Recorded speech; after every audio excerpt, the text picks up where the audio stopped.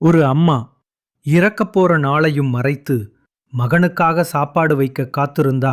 ஒரு பையன் ஒரு நாள் ஆஃபீஸ் ஸ்ட்ரெஸ்ஸில் வீட்டுக்கு லேட்டாக வந்தான். அவனுக்காக அவன் அம்மா மட்டும்தான் காத்திருந்தாங்க. அன்றே அவங்க அம்மா காத்திருந்தாங்க. அப்போ அவனும் வீட்டுக்கு வந்தான். அவனை பார்த்த உடனே, என்னடா முகம் சரியில்லையே, என்னாச்சுன்னு அவங்க அம்மா கவலையோடு கேட்டாங்க. அவன் ஒன்றும் இல்லைன்னு சுருக்கமாக சொன்னான். அம்மா சிரிச்சு, சரி, என்ன இருந்தாலும் சரியாகிடும், நீ முதல்ல வந்து சாப்பிடுன்னு சொன்னாங்க.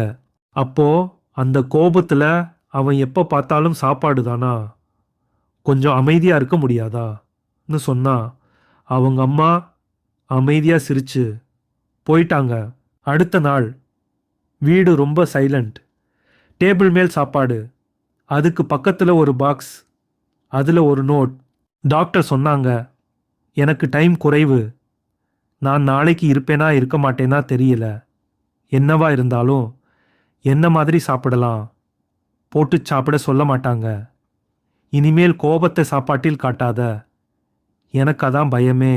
அவன் உடம்பே நடுங்க ஆரம்பிச்சது. ஹாஸ்பிட்டலுக்கு ஓடி போனான். ஆனா லேட். அவங்க அம்மா இப்போ இல்லை. ஆனா அவனுக்காக லாஸ்ட் வாய்ஸ் மெசேஜ், நீ கோபப்படுறதெல்லாம் பரவாயில்ல, ஆனால் சாப்பாடு தவறாதே, நான் இல்லாதப்போ கூட. இப்போ அவன் தினமும் சாப்பிட்ற ஒவ்வொரு முறை அந்த வார்த்தை தான் நினைவு. ஐயோ, ஏதோ ஒரு கோவத்துல நேத்து காத்தி பேசிட்டனே.